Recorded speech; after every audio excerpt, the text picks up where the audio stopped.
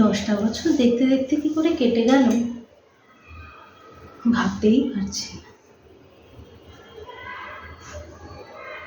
বড় ভাই ছিলেন আমাদের পরিবারের গার্জেন, যার যা কিছু দরকার, আবদার, সমস্যা সব বড় ভাই মেটাতেন। ছোটবেলায় বাবাকে হারানোর কষ্টটা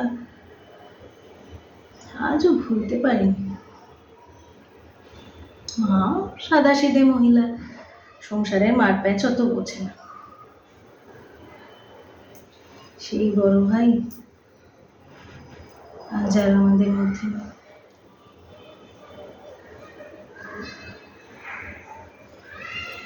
খুব মিস করি তোমাকে ভাই।